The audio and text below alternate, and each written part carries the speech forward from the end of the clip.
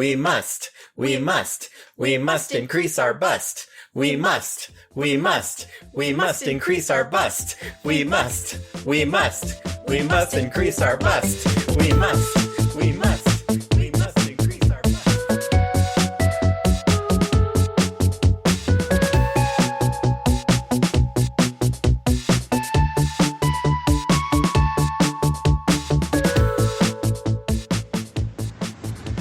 Hello. Hi. How are you, Gila? I am well, if a bit damp. How are you? I'm also well, if also a bit damp, because we're out in the rain, we're at a bus stop, and we're waiting for a bus to go see a movie in the theater for... Modern Technology Watches, the podcast, where I, Gila Drazen, And I, Rob Vincent. show each other movies that the other one has not necessarily seen before. This one's a little different, because neither of us have seen this before, because it's in the theaters right now, and we haven't done this since episode 103, where we saw Rocket Man. We haven't, but we are going to see... Are You There, God? It's Me, Margaret. And just, we don't have a lot of time to talk. Our bus is coming soon, but I know nothing about this movie. I know it's the name of one of those books that they gave to girls back in school days. And I was not one of them, so I have no experience of this. And I kind of want to keep it that way, other than to say this book was published in 1970. It is a classic of the teen girl canon. Mm-hmm. You are an incredibly good sport for coming to see this with me. And yeah, it's set in its time. There have been some updates made to it, so you get to see other people. Also, it's going to be great. We're seeing it opening weekend because I think it's really important that we buy tickets to this movie early on to show that people want to see movies like this in the theaters. Yeah, but they're in the center. Every single woman I know is so excited to see this movie. All right. Me too. And again, thank you. Yeah, and again, I'm going in with a completely clean slate, so I'm ready for whatever this is going to throw at me. All right, all I'm going to tell you is this. Mm-hmm. There's a girl, and her name is Margaret. Oh, now you've spoiled it for me. And that's all I'm going to say. Why do I even go now if you spoiled that much of it for me? Tell you what. Our bus is almost here. Mm-hmm. Let's let Torley play some music for the people. Mm-hmm. And we'll come back and debrief after Are You There, God? It's Me, Margaret. Are You There, God? It's Me, Margaret. 2023's Are You There, God? It's Me, Margaret. All right, let's get on a bus. Yes.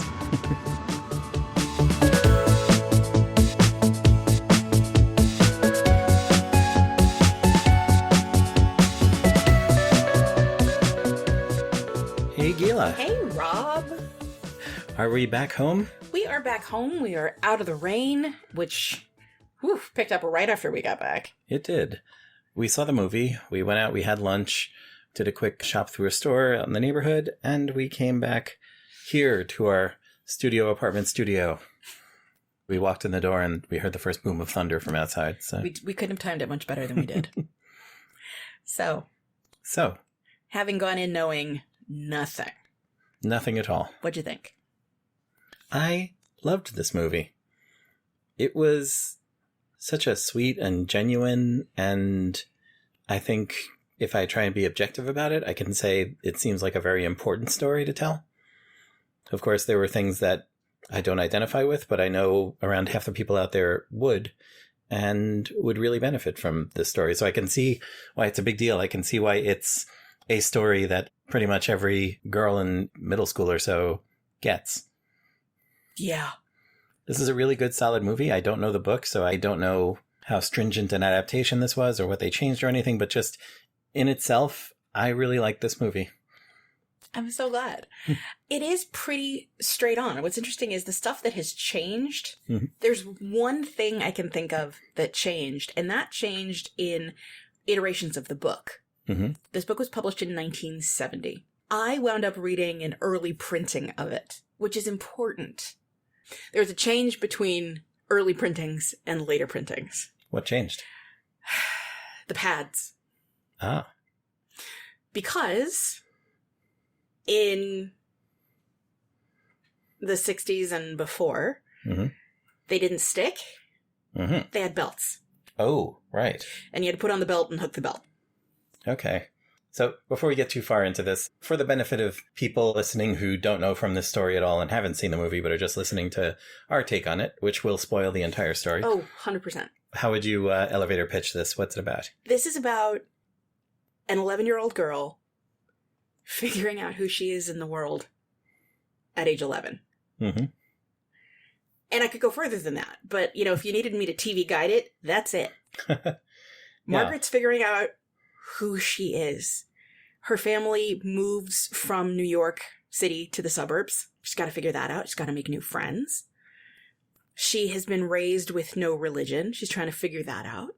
She's trying to figure out who she is between her parents and her grandparents and her friends. And in addition to all that, puberty. Yes. Are you there, God? It's me, Margaret. I'm about to pubert, basically, could be the subtitle of this film.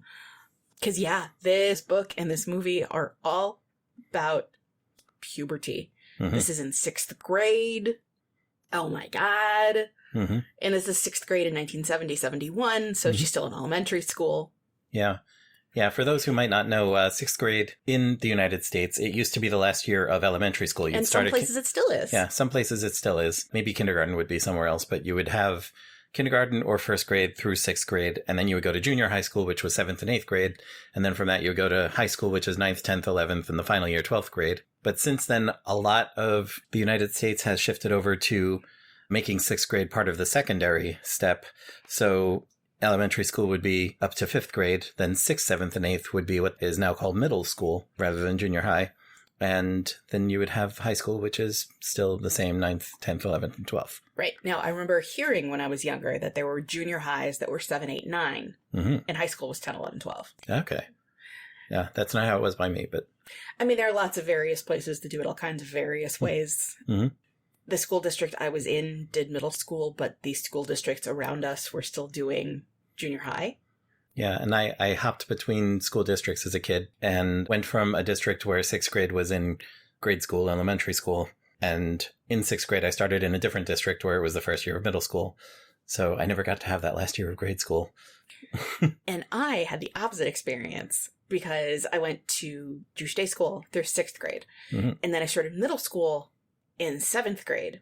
And when we were doing all the stuff for the new kids who were starting in 7th grade, there were not many of us. And I was like, oh, where did you move from? I didn't. Mm. But you're new. Yeah. Mm. I went to a different school. Oh. So it's like I was brand new. I knew no one. Mm. I had a weird name. Mm-hmm. Oh, man. 7th grade sucked. Man. I had a differently weird experience because I had moved out of my original district for 6th grade. So from the point of view of someone else who had gone to school with me since the start, my fellow students, I had just disappeared in 5th grade, and that was it. But then I ended up going back to my original district in 11th grade. And so re-meeting again all these kids who had known me when I was very little, but there were all kinds of rumors circulating around me, rumors that I died, rumors that I, killed my family or something and got hauled away. What?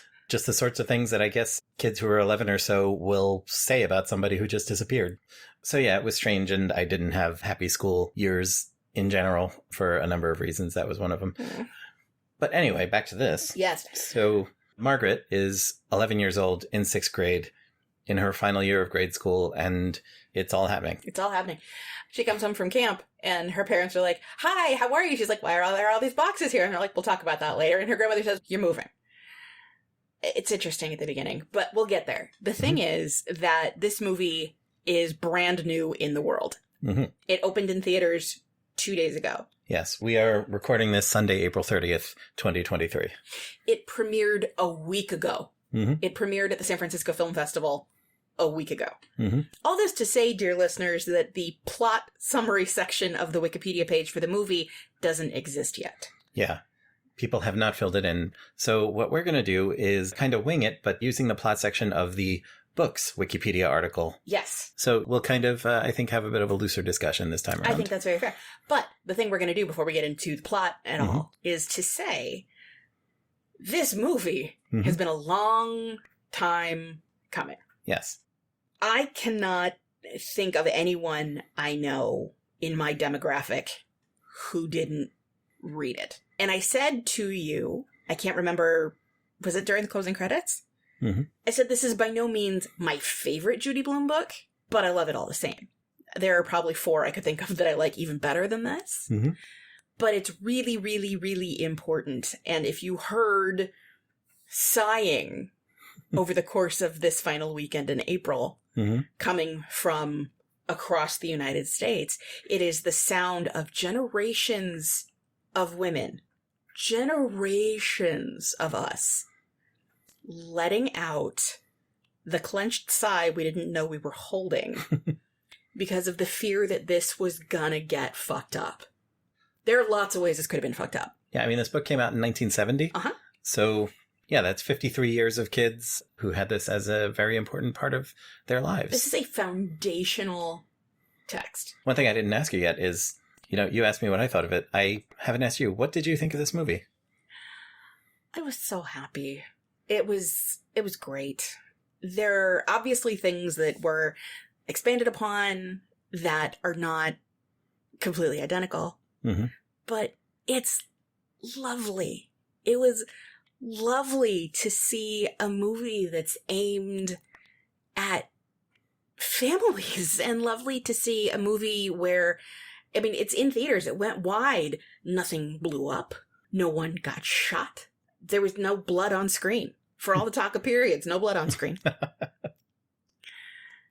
And it was so very well done. And thank you, by the way, for being cool with it at the moment when I literally picked up your arm and shook it and whisper shouted, "It's Judy Blume! It's Judy Blume!" Because Judy Blume has a very quick cameo in the movie. Yeah, she's out walking her dog with her husband. It was so well done. And one thing, it's an ongoing discussion I've had with my mom for a very long time, is when actors you know well, and can you leave behind what else they've done? To be able to say, this is Rachel McAdams and this is Kathy Bates, and then to be able to walk away from that and just say, these are these characters. That's huge. Yeah. What I say to you, I'm so glad that Regina George grew up into a good mom. Regina George got past her shit and became a really good mom. For those unfamiliar. Because Rachel McAdams plays the meanest of the mean girls in Mean Girls. So, to then get to see her turn around and do this. You can guess where the first time I saw Kathy Bates was, and the first time I think a lot of people saw Kathy Bates. Was it Misery? It was Misery. So, she plays a different character here. She also plays a different character in Fried Green Tomatoes. Right. Or Primary Colors, or About Schmidt. I mean, the career that woman has had. Dear Lord. Yeah. Talking of which, do we want to look at the cast section here? Let's look at the cast section here. On the Wikipedia article for Are You There, God? It's Me, Margaret film. Very short. But let's do this. Yes. All right, bottom up. All right, Kathy Bates is Sylvia Simon. As I said, yeah, this is Kathy from Misery, but she was such a delight in this part, and she reminds me of so many people that we know and love. And yeah, she is the no-nonsense Jewish grandma who says the wrong thing at the wrong time when they're trying to soft pedal around things, because she's just putting things out in everyone's face. Yeah. When, you've aged out of bullshit. That's a good way to put it, yeah. She's aged out of bullshit, but she and Margaret have a very, very close relationship, and it's adorable. Yeah. I don't get the sense that Margaret has, cousins. So I think this is the one grandchild. Right. They're very close. Up next, Benny Safdie as Herb Simon. You have no idea who that is. I have no idea who that is. Okay. Primarily, he's a filmmaker, a director, along with his brother. Benny Safdie and his brother Josh co-wrote and co-directed Uncut Gems, among other things. He directed Uncut Gems. Co-wrote, co-directed with his brother. That suburban dad came up with Uncut Gems. Margaret's father. He has one of those faces he looked familiar, he might be one of maybe 24 people I'd known from the New York City comedy scene. He looked baffled and tousled enough, I guess. He was good in the part. He was good in the part. He was entertaining to watch. Yes, absolutely. Up next, we have Elle Graham as Nancy Wheeler, Margaret's first friend in their new neighborhood. Friend is an interesting word to use, but let's go with it. one of the first things to happen to Margaret when they move into their new suburban New Jersey home is Nancy shows up and she's like, I'm from the bigger house down the block and you're coming over my house and playing the sprinkler. And my first thought was, okay, she's going to be like the manic pixie dream new best friend who pops up and makes all the stuff that Margaret's troubled about go away and everything's happy-go-lucky from there. Yeah, that is not what happens. So keeping my mouth shut about all of this was so hard because, I didn't want to spoil anything for you. I didn't want to imprint my perspectives on your experience. I appreciate that very much. Nancy is awful in the way that preteen girls are awful. Yeah. I had one or two friends in my school years who I think I was where Margaret was, where I was nervous and feeling isolated, and here's somebody who is at least talking to me. So, okay, this person must be cool. And they ended up not being cool for one reason or another. I think that's maybe an experience that is fairly universal. 100%. But she was so good in that part. The cast of this movie is amazing. The ones I knew, the ones I didn't. In general, everyone was perfect. There's always that danger when you're adapting something from a book, like maybe something conflicts a lot with the descriptions given in the prose or whatever. But I didn't have that connection, and I just thought, like, these are those characters and the actors are killing it. And I thought so too. And that is, like, huge, because you know how much I can have a hard time with adaptations of books I really, really liked. Yeah. And apparently, I read something, and the girl who played Janie... Which one was Janie? Janie is one of the girls in the Friend Club, and in the movie, she's black. In the book, she's not black. But apparently, Judy Blume loved her performance so much, she said if she had the opportunity to go back and rewrite it to update it to this child's performance, she would. Oh. Right? Judy Blume is so happy with this movie. Yeah. Which also makes me, like, I'm there. 100%. I'm on board. Yeah, you sent me a piece from The Cut, which is entitled, Are You There, Judy Blume? It's Me, Kelly Freeman Craig. Yep. And, yeah, it's a very sweet piece, but it's also, like, they're talking with Judy Blume and Kelly Freeman Craig, the director. Writer and director. Okay. About this adaptation and, like, doing it right and everything. And, yeah, she seems so happy with it. It's heartwarming to see because this is an 85-year-old author who her work has been this level of iconic, and she... for the longest time resisted adaptations. The article goes into this. She resisted adaptations of her work because she was convinced they'd be crap. And this comes along and she's thrilled with it. Rightfully so. I mean, it was better done than it had any right to be. Yeah. I think I'll put a link up to that piece in the show notes of this episode. The Cut, for those people who don't know, is a vertical of New York Magazine's website. Yes, it's thecut.com. And if you want to go on there and search for the title, Are You There, Judy Blume? It's Me, Kelly Freeman Craig, or just look in the show notes for a link. I'll put it there for you. Okay, up next in the cast list, Abby Ryder Fortson as Margaret Simon. This kid. She was dynamite. I very often, and even since I was a kid, I have kind of had a problem with fakey child actors. And so many child actors are bad. Even in big, big movies, so often they get these young actors who are just not good. But this kid, oh my God, she was so charming and genuine and talented and was just amazing in this role. She was wonderful. There's so many things about it to play. There's nervousness and there's fear and there's joy and abandon, and occasionally there's twisting the knife on your horrible friend, which is also a lot of fun. And the part where she's just put on her first bra and she's like, okay, well, this is a thing that's happening now. I don't feel very different. And then she's like holding a pair of socks. And the next thing you see is her like dancing around her room joyously with her stuffed bra and just having so much fun and like banging on them like bongos and typing with the fake boobs, which is on a typewriter. Everyone has a typewriter in this movie. Right, because it's 1970, except when it's 1971. Right. And She plays Ant-Man's daughter in the Marvel movies, Ant-Man and Ant-Man and the Wasp in 2018. Okay, but like, wasn't there another one that's coming out in a second or something, and she's not in it, I guess? Yeah, I guess. Yes, Abby Ryder Fortson. She was in Transparent. She's done a lot of stuff. Yeah, a lot of voice work. Mindy Project. But yeah, this is a damn good child actor, and I'm sure she'll go on to amazing things. Yeah. Which is wonderful. And then finally, we close out the cast list with Rachel McAdams. Rachel McAdams. She was really good in this. Mm-hmm. She was just great as the put-upon mom who finds herself now making adjustments with this move because they move for the dad's job.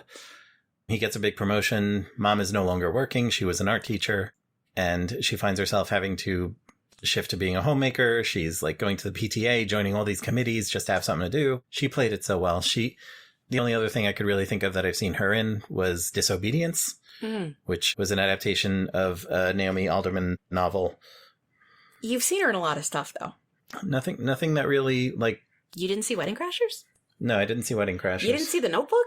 I didn't see The Notebook. You didn't see The Family Stone? I did not see The Family Stone. She was in the Doctor Strange movies, but I saw the first one. I remember fuck all about it because I don't find the characters interesting. You haven't seen Spotlight?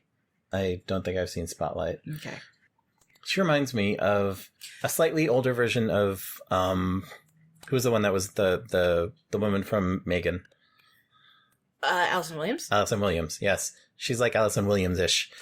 You know what you've seen Rachel McAdams in? What have I seen Rachel McAdams in? Watch My Mouse. Oh, shit. Yeah. She was in Eurovision Song Contest, The Story of Fire Saga. She was in Eurovision Song Contest, Story of Fire Saga. She was the girl in Eurovision Song Contest, Story of Fire Saga. She didn't sing. No, she lip-sync. But, yeah. But, okay, yeah. She played an Icelandic singer. Yeah. Opposite Will Ferrell, and that was a very different role to this, so I did not recognize that this was the same actor. There's so much range on her. And no, she's great. Oh, she's like 1 year younger than me, almost exactly. Mm-hmm. Yeah, she did really well in this, and fun to watch. And her role in this, and by which I mean the character, we get more of a view of both the mom and the grandmother that we don't in the book. Because the book is about Margaret. I was wondering about that because this feels like it would have been one of those books that's just from the main character's point of view. Mm-hmm. But stuff happens in the movie when Margaret isn't there. You see scenes of just the mom and just the grandma and just the dad and everything and other stuff happening. Yeah. And I was wondering if that was in the book or if that was just expanded stuff for this film. That's expanded stuff for the film. So you get to see the parents, like, having fun together and the parents flirting with each other, which is fun. Yeah. But the mom and the grandma trying to figure out their identities in this new world. You know, the mom gave up her teaching career, and the grandma, I think, is trying to figure out her identity independent of being grandma 24/7. Right. You know, at the beginning of the movie, she's like, I'm never going to see you again. It's like, you know, it's New Jersey. It's really not that far. But it does feel like a whole other world. Yeah. We'll get into this maybe during the plot, but you see her literally having nothing to do and looking around at an empty, dark apartment. And the to-do list. Yeah. To do. Dust. Crossword puzzle. Yeah. And that's it. That's it. And she crosses off crossword puzzle and she's just looking around all sad. Again, Kathy Bates killed it in that role. Mm-hmm. And I often say this about movie characters. I love when they feel like real people. Nobody's a know-it-all. Nobody solves all the problems. Nobody's like preternaturally clever or anything. These are real-ass people. You could imagine meeting these people. They are just realistically and well-drawn characters. And one thing that I thought was really interesting, they didn't really get so deeply into it. It's 1970, right? Kind of got the sense that her parents were on the hippie end of things. Yeah. Lots of plants, macrame, plant hangers. Look at the way her mom dressed. Versus, like, the neighbor mom, who had, like, the huge poofy hair. Yeah, still had the 60s helmet hair. Yep. Also, you get the sense they've had to do the iconoclastic thing because she came from a Christian family, he came from a Jewish family. They fell in love against the wishes of her side of the family. So went off and had to build a life together in a way that not everyone had to. They had to make sacrifices. They had to break rules to be together. And speaking as members of an interfaith relationship ourselves, Yes. it's a whole different ballgame 53 years later, obviously. But even now, there are elements to that confuse certain people. Mm-hmm. And to do this back in 1970, this is a couple that came together in a way that was not what either of their families thought was going to happen. And that's also something I would have liked to have a little more light shed upon. Mm-hmm. How did they meet? I'm assuming, like, probably at college, I'm guessing. Perhaps. But her family's from Ohio. Yes, her family's from Ohio. His family was in New York. Right. So that's a piece I was really curious about. Yeah. Do you remember them going into that in the book at all? Or Nope. No. Nope. It's been a minute since I read the book. Mm-hmm. But, no, I don't remember that having been... No, it's just, I'm 11. My parents are married. That's it. Interestingly, like, after watching this movie, I'm interested in reading the book. And I may go get it out of the library. Just because I want to know more. I want to see. Like, I've never read anything by Judy Blume. Not in her target audience. You're looking at me with a shocked expression. How? That you never read some of the girl books, I understand. Yeah. But you never read Tales of a Fourth Grade Nothing? No. Super Fudge? Nope. Nothing?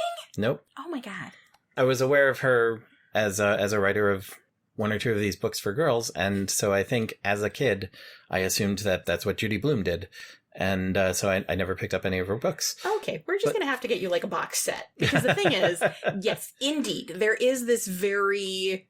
To call them the girl books, I don't think is completely out of line. Mm-hmm. To talk about Are You There, God, It's Me, Margaret, and Blubber, and Deanie, and then you've got the books for... And the ones that came out a little later, right? Just As Long As We're Together, and Here's to You, Rachel Robinson, which are both books I love so much. Mm-hmm. But also, Tales of a Fourth Grade Nothing, written from the perspective of a boy who's annoyed with his younger brother. And there are multiple sequels to that one. Huh. And to be able to write books that hit that hard for kids, all kids, huge. I will start checking them out. I will at least check this one out. I can promise you that. And starring Sally J. Friedman as herself, which is very autobiographical for Judy Blume. Oh, okay. That's the name of the book. The book is called Starring Sally J. Friedman as Herself. Okay. This is about this girl who, for her brother's health, her family have to relocate to Florida for a while. Mm-hmm. So she's a kid in Florida by herself. So she, makes movies in her head. Oh my god, I love that one. Okay. Well, my childhood self was maybe not as enlightened as my middle-aged self, which is probably the right direction to go for these things if that's going to happen. But fair enough, yeah. But maybe it's time I picked one of those up. But also, there's more. There's a book called Forever, which is about sex. The girl names her boyfriend's penis Ralph. It's a whole thing. The documentary that's on Amazon Prime now is called Judy Blume Forever. Okay. There's a book called Tiger Eyes, which I loved. And it's about a girl whose family was living in New Jersey, and their family owned a convenience store, and her dad was killed in a holdup. Mm-hmm. So they relocate to New Mexico to be with family for a while. Wow. Yeah. Okay. While I was off reading Encyclopedia Brown and shit. Well, I read Encyclopedia Brown and shit too, but... No, but okay. I will check this stuff out. And also I learned about the Society for Creative Anachronism from Tiger Eyes. That's neat. Oh, okay. Go see the fucking box set, I swear.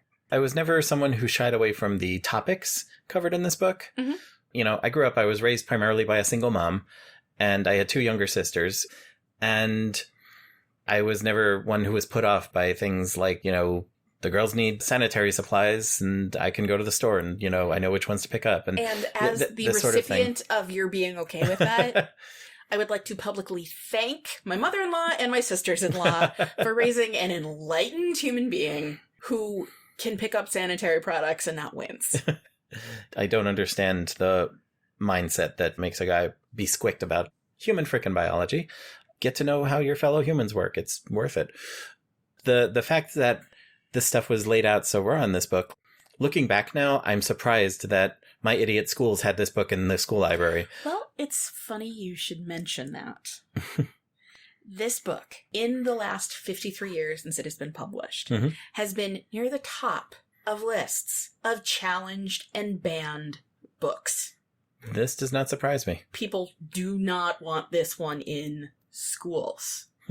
They do not. That's exactly where I could see it really needing to frickin' be. Absolutely.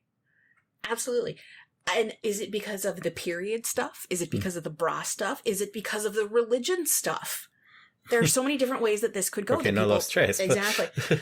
I mean, I will admit, and I'm assuming every person of my age, I couldn't ever figure out what the we must was supposed to look like. I always kind of pictured it as like a hands above your head and pushing sort of thing.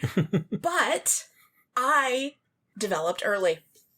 I did. There's no two ways about it. My 5th grade school picture was the first year I had a bra in school. I was 9 years old at that time.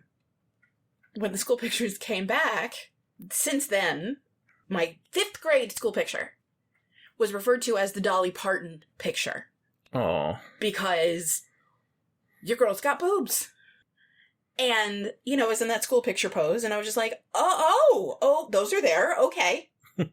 So I never really worried about I needed to must increase my bust because they were just there. Like, I was a full B cup in 5th grade. Yes, there's this lovely moment where Margaret is wearing her first bra, and her mother says, how does it feel? And she's like, I can't wait to take this off. And her mom's like, welcome to womanhood. Which also kind of pushed the whole thing for me about her parents were kind of on the hippie side of things. And her mom probably would have been totally fine if Margaret didn't want to wear a bra. Her mother would have been fine with it. Yeah, you do get that sense. And her mother's also an artist. She's painting. Let's maybe get into it. Okay. Let's give it a shot. The premise of the movie. There's a very small section here on the movie's Wikipedia article that just says premise. Could you read what that says, please? Sure. 6th grader Margaret Simon and her family moved from New York City to the suburbs of New Jersey. Since one of her parents is Christian while the other is Jewish, she goes on a quest to discover her religious identity. And wow, does that elide a lot of what actually happens in the movie. Like, a lot. Yeah. But that's okay. Okay, so clicking over now to the Wikipedia page for Are You There, God? It's Me, Margaret, which is about the original book. Yes. We'll change what we need to, but yeah, it's generally here. Okay. Yeah, broad strokes. Broad strokes. When she's 11 years old, Margaret Simon's family moves from New York City to the New Jersey suburbs. Her mother is Christian and her father is Jewish, but Margaret was raised without an affiliation to either faith. She frequently prays to God, beginning her prayers with, Are you there, God? It's me, Margaret. And you see this happen in the movie. The movie begins with her playing at camp. And then they pack up and you see the bus coming back over the bridge to New York City. You know, nice digital recreation of 1970 New York. And pulls in and sees her family, and everything looked great. They gather her bags and they're like, let's put these in the car. And she's like, we have a car now? What for? And it's like, I'll tell you later. Yeah. For those unfamiliar, that's a natural reaction for a New York City kid because we don't have cars here by and large. You know, private cars are not a thing that most families who live here will have. Certainly not in Manhattan in the 70s. Certainly not in Manhattan in the 70s. Still not in Manhattan now. The cars there, I think, are by and large owned by people who drive them in from out of town every day, at least from out of the borough. It's a little more here in Queens where we are, but still, we got the greatest public transportation system in the world. It is true. It is true. So she gets home from camp and they announce they're moving to New Jersey. And her grandmother is just bereft because they see her grandmother all the time. We don't get the full picture of how often they see each other, how close they live, things of that nature. But you get the sense they're together a lot.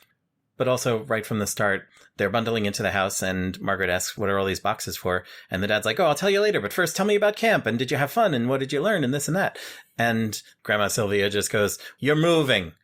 And the parents are wincing, and they're like, oh, you promised you would let us break this to her gently. Yeah. And she's like, God, I don't want to move, but if you can't stop it, will you at least make it not terrible? Yes, this is the first time you see Are You There, God? It's Me, Margaret. We have a title. She goes into her room and she's sitting and you just see her saying to camera, Well, first she's just frustrated and she goes, "Oh, God." And then you see her scrunch her face up a little and go, "God?" And you see her making this decision to start talking to God. "Are you there, God? It's me, Margaret. Margaret Simon." She starts this form of just talking to God, this form of sort of praying that she does through the whole movie. And it's very sweet. It's very sweet. And weird that the fact that this morning... Yes. Just this morning, we were having a conversation about this very sort of thing, and how when I was growing up, like, I kind of fell off of the sort of praying. I was raised Catholic. I'm no longer Catholic. I am now properly categorized as a neo-pagan. But I was given prayers to say as a kid, like you are when you're raised Christian, Catholic. And I kind of fell off of doing that and just instead talking to God like Margaret does. And it was weird seeing that portrayed in this movie. But it was even weirder because we were talking about that this morning as we were getting ready to leave for this movie. And I had no idea what this movie was about or that it was about that. We just ended up talking about it through some other conversation we were having. And I kept my mouth shut. And you kept your mouth shut. It was interesting. Like, I could definitely see myself benefiting from having read this book as a kid. I apologize to my younger self for not picking it up. But because it was very much portrayed when we were kids as, this is a book about periods and boobs. It's bras. Not even boobs. But like, I must increase my bust. Yes. Everybody knew that. Yeah. See, I had heard that phrase in a Lords of Acid song. There was a sample of just that chant in one of their songs. Sure. Yes. Take your word for it. Okay, so we're going to try to move things in the plot summary around a little bit to work a little bit better with the movie. I'll let you captain the plot section because even though this was a movie we both haven't seen, you're familiar with the story. Margaret befriends Nancy, a neighbor who is the same age. Nancy seems confident and knowledgeable about many subjects, including sex. Confident and knowledgeable. Sure. Yeah. Deeply insecure and bitchy. Well, first it just seems like a sort of child's perspective on everything, but she is the one who's, and this happens in groups of boyfriends too. Groups of friends who are boys. I know what you meant. Too. Boyfriend groups. Yes, where there'll be that kid who is like, "Oh yeah, I know all about sex and girls and everything, and let me tell you how it all works," and they'll tell you some ridiculous shit that sounds like something from the wacky end of Urban Dictionary. Or anything. You know, there's always that girl who is in the group who's like, I'm the leader. I'm the one coming up with the rules. Okay. Nancy, Margaret, and their friends Gretchen and Janie form a secret club called the Preteen Sensations. Now, in the movie, number one, we don't get that name. But Nancy tells Margaret, I'm looking for a fourth for our secret club. Don't wear socks to school or they might not want you. So we get this whole thing where Margaret comes down for breakfast on the first day of school and she's wearing loafers with no socks. And Mom says, you're going to get blisters. And Margaret says, I don't care. And they go back and forth on this a couple of times. Yeah. And Mom's just like, okay, you do you, whatever. Yeah. And you see her, the next shot is her walking down the hallway in school and she's already getting all blistery on her Achilles tendons. I felt that. Viscerally, I felt that. But then she walks into class and she meets these other girls and Nancy looks at her feet and goes, good, you remembered. I was worried you wouldn't. Everybody is a little bit like, oh, Nancy, ha, ha, ha. You know, Nancy's got an older brother and Nancy's older brother has a friend who Margaret has a crush on from the jump. Her name is Moose. Moose Freed. Yes. So the club, they go to meet at Nancy's house and set up the rules of their club. And Nancy's like, okay, here's one. Everybody has to wear a bra. And these poor girls who are just like completely flat-chested. And then somebody else says, okay, the first one who gets their period has to tell us all about it. And we each have to write down a list of the boys we like. And yes, the boy books. The boy books. You know, bring them to the meetings and share, and we can't lie. Yes. And Margaret's like, yeah. Yeah. Which is interesting because, like, I'm sorry, are we to believe that the girls that Margaret went to school with in New York are not like this? Well, are we to believe suburban girls have the corner on being awful? She is the leader of this friend group. And I was reminded of when I was working a job that meant we both left for work together. and we would ride the same subway into the city. Mm-hmm. For a time, we were on the subway, and we commonly saw, because when you take the same commute every day, you end up seeing a lot of the same people who also take that same commute. And we had this group of girls not too far from this age. They were a bunch of middle school girls. It was this friend group of like 3 or 4 of them. And I started thinking of them as the fashion club. Oh, I call them the student council. Yeah, you called them the student council. I called them the fashion club from the cartoon Daria, which I love. It amounts to the same thing. It was like, here are these bunch of girls, and because they're talking at the volume of a disaster area concert, we heard all the things that they were talking about and arguing about and gossiping about. These are middle school girls, and they're dealing with all that kind of drama. And you could see which one was the leader. You could see which ones were her sidekicks and the one that was kind of there, but maybe wasn't enjoying it as much as the rest. Yeah, like we could tell absolutely who was whom. And I think during this period of time, I showed you Mean Girls for the first time. Yes. And that connection was definitely made. Oh, absolutely. But the interesting thing was, the next year, one of the girls switched schools. Yeah. And one of the girls who had been one of the followers became the leader. Yes, the leader moved on. One of the other ones was promoted, I guess. And she started being the massive jerk. It was fascinating to watch it happen. Mm-hmm. Fascinating. So, yes, they don't name themselves in the movie, which is fine. Name themselves? Yeah, the club has a name in the book. Oh, the right. PTSs. that means something else now. Post-traumatic stress. Oh. I didn't even think about that. Maybe that's why, yeah, but the preteen sensations. Preteen sensations. Preteen sensation. But in the movie, they're just the secret group, the secret friend group. Right. The secret club. And they've all got a crush on the same boy, because they've all had a crush on the same boy since 2nd grade. Yeah, except Margaret has a crush on Moose. But when they're all bringing their books to that first secret club meeting, and everyone's like, oh, I have a crush on Philip Leroy, who's the dreamy kid. All the other 3 are like, Philip Leroy. And Margaret, looking down at her thing where she wrote Moose, is like, oh yeah, I wrote Philip Leroy too. Okay, great. Moving on. Let's Yes. check the bras. And Nancy goes and like flicks everybody's back bra strap to make sure that everybody's wearing a bra. Yes, and no one flicks Nancy's. Right. So then Nancy says, okay, what size is everybody's? And Janie says, well, mine doesn't have a size. It's just a grow bra. And the other 2 girls are like, yeah, me too. And Nancy goes, not me. I'm a 32 AA. Now, I don't know what you know about bra sizing. Not a hell of a lot. That is like the end. They don't get smaller than that. Yeah. Yeah, but she was peer pressured by Nancy and this group by that sudden rule that everyone has to wear a bra. So she goes and tells her mom, I need a bra. You got to buy me a bra. Are you sure? Yeah. Do you need one?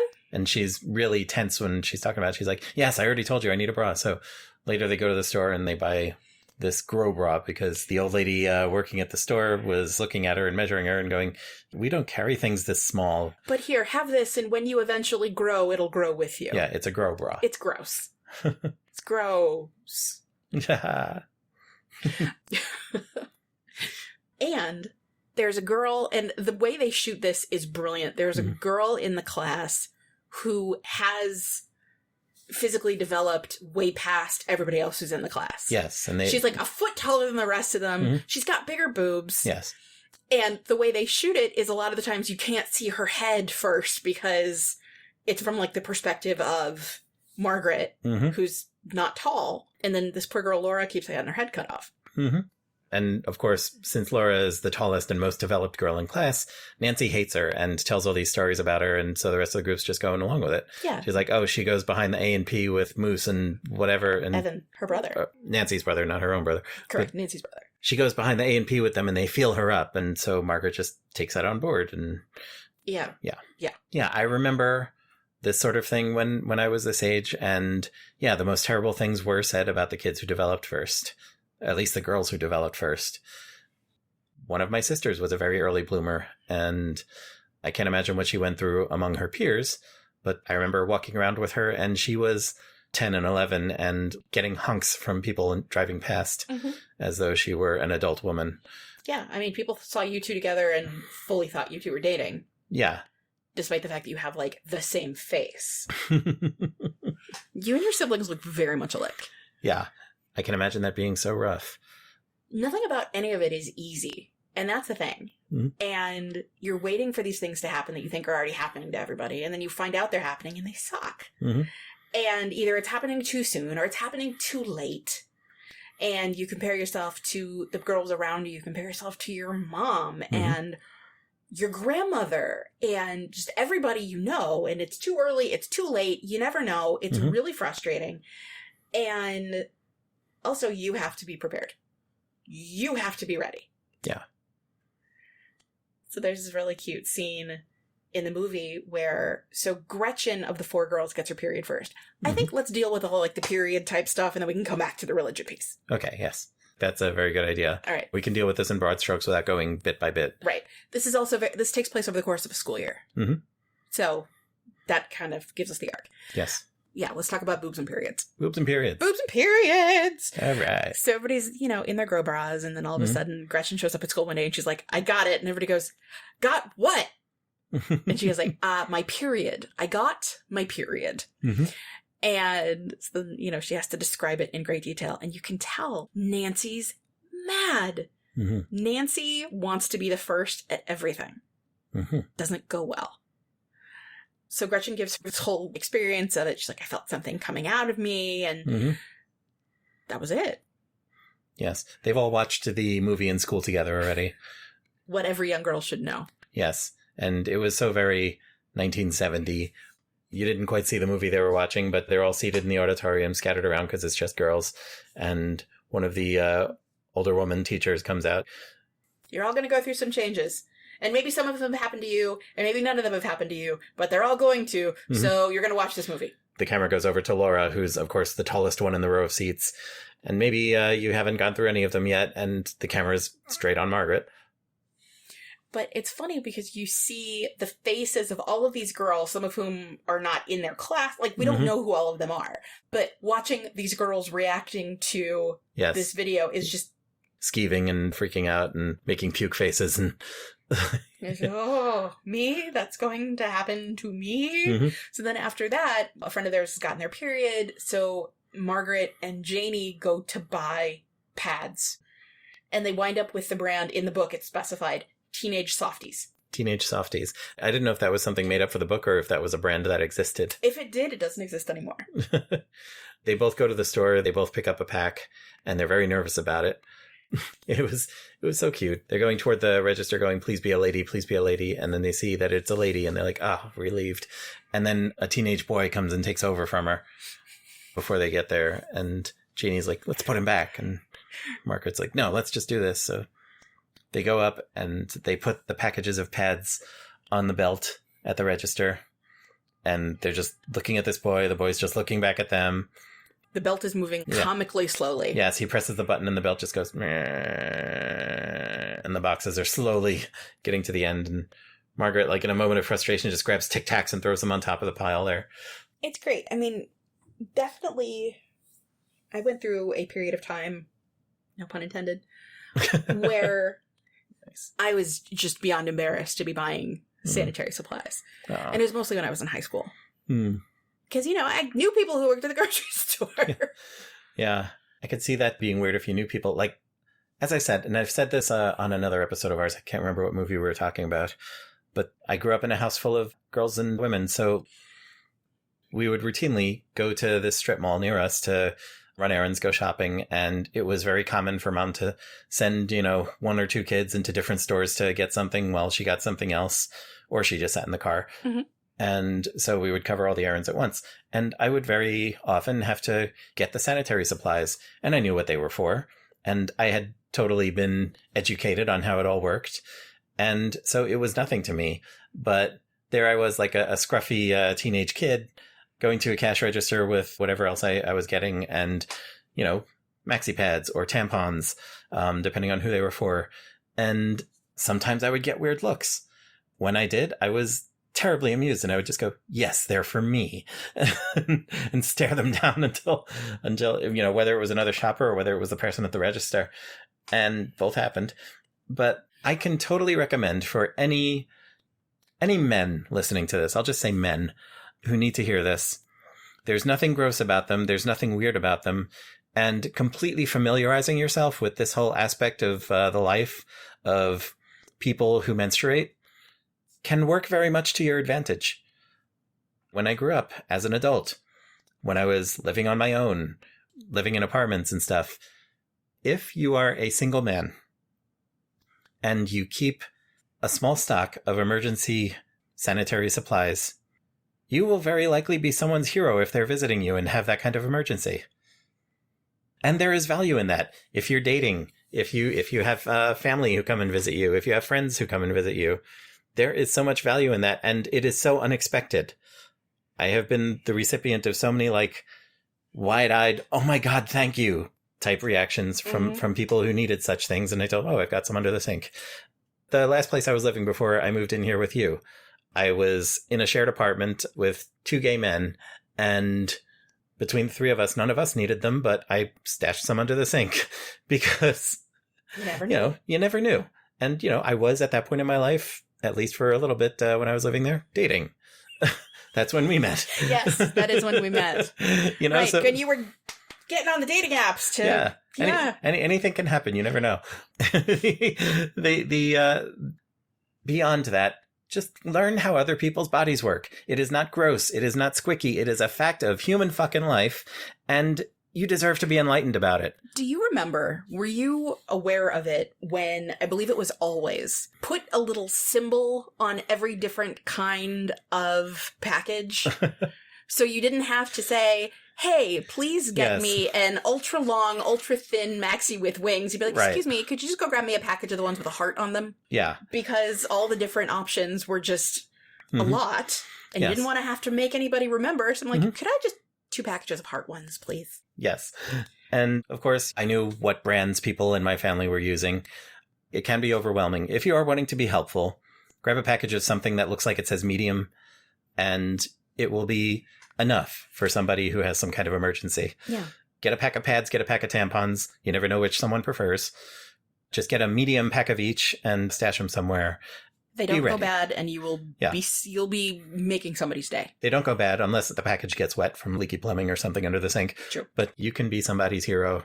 Beyond everything else, it's nice. Be nice.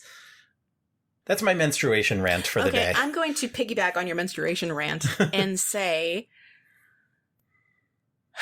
if you need a cause to advocate for, why are period products taxed? Yeah. Why? I would like to know. That's an excellent question. Thank you. So that's something else. Period products should be tax-free. Absolutely, 100%. Period products should just be free, full stop. They should. They're not optional. For people with indoor plumbing, you need it. And having been caught out twice as a teenager, on 2 separate occasions, not knowing, and being out for several hours and not being able to do anything about it, the stigma behind talking about it, the stigma behind providing products, the stigma behind any of it, those were 2 of the most embarrassing days of my life. And I didn't have a quarter. It just have them there. And if there are women in your life, know what they use and make sure they're around. Yes. This went kind of far afield. It kind of did, but we do that sometimes. Yes. All right. In the middle of everything, they all get invited to a dinner party. A dinner party. A dinner party. Yes, a dinner party thrown by one of their peers who is the nerdy, creepy kid with glasses. And I told you after the movie on our way out that this character, who is the weird, creepy kid in the story, Norman throws this party, and it's a formal party. Everyone's got to be dressed in formal wear. So you see everybody getting dressed, and it's fantastic. So you see Janie's mom washing and hot combing her hair. Yes. You see Nancy shaving her legs. You see Margaret getting a run in her tights. Like, it's so much fun. It's so well done. And they all squish into this car. I think Nancy's parents drive them. And they go to this party, and, like, Norman's parents just leave them in the basement, and it's like a full-on 70s dinner party. Yeah, it's one of those 70s, like, fake wood paneling grotto-type rooms that people had in their basements. They're the little den, the little party room with a freaking bar and snacks around. And there's like an orange mold of some kind. Yeah, some sort of maybe Jell-O type thing. Yes. Norman just looks at his parents and they're like, we'll just leave you to it. And he's like, yeah, you do that. And so the parents just leave. And so now it's time for the kids to start playing the games. So Norman's like, okay, now that everybody's eaten, let's play the games. So they play Spin the Bottle. And then everybody's like, well, maybe we shouldn't play Spin the Bottle. And Nancy's like, I have a game. It's called 2 Minutes in the Closet. So like all the girls get numbers and then each of the boys calls out a number and they, you know. They pick the number out of a bowl. So the smallest kid in their class calls a number, which turns out to belong to Laura. The tall girl. The tall girl. Again, it's the two shot, not entirely dissimilar to the two shot of Joel Grey and Bob the Drag Queen. Yes. Yes. And so the kid stands up. Laura's there and he is literally at her boob level. So they're heading off into the closet and Nancy's making jokes like, someone get him a stool. And they come out, everybody claps, and then Philip Leroy calls a number. And he says it's 12. And he's like, who's 12? Who's 12? And then Nancy looks over and sees that Margaret is holding 12. She's like, you're 12? Like, Nancy like feeling is betrayed. Offended and betrayed. So they go in the bathroom for the 2 minutes. Mm-hmm. Philip kisses her twice. And then they leave. And then you see Margaret saying to Nancy, oh, yeah, they were nice kisses. Mm-hmm. And she goes, kisses? How many times? She's like, maybe 5. I don't know. I lost count. Just to like...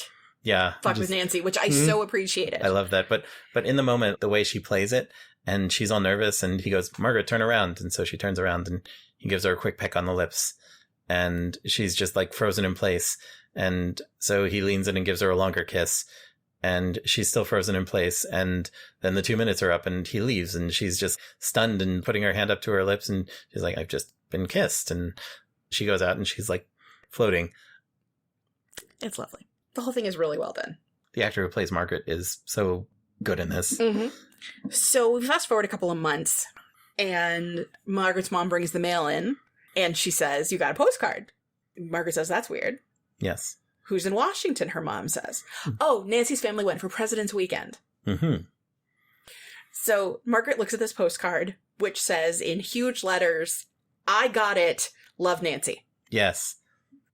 Yes, Margaret is going, are you kidding me? And she tears up the postcard and throws it away. Because she's starting to worry that there's something wrong with her. Mm-hmm. And she had asked her mom when her mom got her period. Her mom said 14. And Margaret's like, I will die if I have to wait till I'm 14. Yeah, and mom's like, I knew someone who got it at 16. And she's like, 16? No.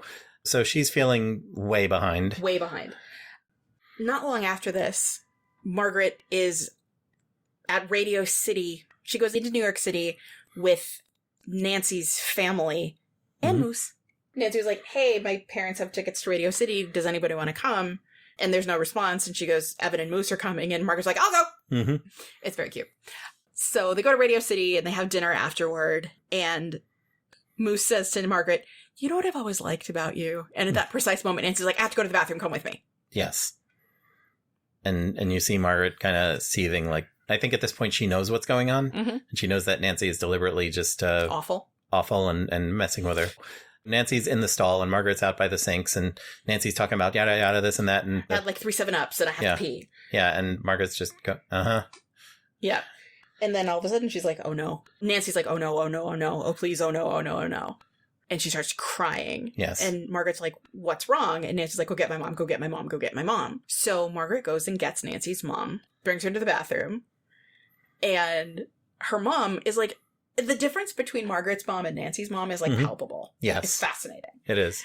And Nancy's mom is like, I can't help you until you stop crying. Mm-hmm. I can't help you until you stop crying. I can't come in until you open the door. So she opens the stall. Mom comes in there with her and is just, what's going on? What's going on? And Nancy's just looking down and crying and looking down and crying. And Mom's just looking at Nancy going, what's wrong? What's wrong? What's wrong? Then Nancy motions downward and her mother looks down and, oh. Nancy's mom calls Margaret over and says, dear, could you go get Nancy a sanitary napkin from the machine on the wall? She's gotten her period. And Margaret's like, is she like this every time? To which her mom says, it's her first time, dear. So we knew Nancy was a filthy fucking liar. Yes. You see them on the drive home, and Nancy and Margaret are sitting on the long bench seat in the car completely as far apart from each other as possible, looking out opposite windows, and they're not saying anything. Not at all. Around this time, they get assigned group projects in class. Yes. Margaret is assigned to a foursome, which is Norman Fisher, Philip Leroy, Laura Danker, and Margaret. Yes. So Norman, the creepy kid, Laura, the tall girl, and Philip, the one everybody has a crush on. Philip, the dreamy one who kissed her in the closet there. And it's her birthday. And it's her birthday, yes. So he sits down next to her, and he says, "Happy birthday. I got you something." And then he pinches her, and she's like, "Ow." And he looks at her and says, "That's a pinch to grow an inch. And I think you know where you need that inch," pointing at his chest. Yes. It's just gross. So the dreamy kid who kissed her, turns out he's an asshole. Shocking. Yes, shocking. So they have this project to work on now. And of course, the boys leave the girl all the work, because of course. And Laura and Margaret are in the library. They start arguing. And Margaret's like, "Everybody knows that you go behind the A&P with the boys." And Laura's like, "Don't you think I know what you and your friends say about me?" Which kind of dovetails with the other big part of the plot, but we'll come back to that. Yeah. Before that, she asks, "What time is your mom picking you up from here?" And she goes, "Oh, first I have to go to confession at St. whatever." Margaret goes, "Confession? What's that?" And we haven't really gone into the religion stuff yet. At all. But yeah, so Laura's got to go to confession, and Margaret is wondering what that's all about. Even as a non-Catholic person, just as a consumer of general media, I know what confession is. Yeah. But she's like, "What's confession?" She's like, "It's this thing you have to do when you're Catholic." So Laura's Catholic. She and Laura are in the library working on this project. They get into a fight. And she throws the thing Nancy told her about Laura in Laura's face, that she goes behind the A&P with the boys. A&P was a grocery store. It was a supermarket chain back then, for those unfamiliar. And Laura's just had it because she's sick of people saying things like that about her. Just because of the way she looked. Anyway, at the end of the movie, Margaret's getting ready to go to camp. School has ended, and Margaret gets her period. Yeah. And that's the end of the movie. It's the end of the movie.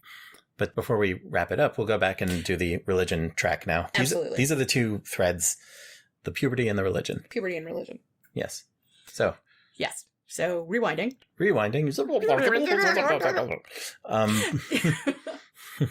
So, going back to the religion track. Going back to the religion track. All right. When the teacher starts, and I don't know who played the teacher, but he was quite good. His name is Echo Kellum. He's a groundling. Huh. He's a growling and a UCB alum. And he's a voice on Rick and Morty.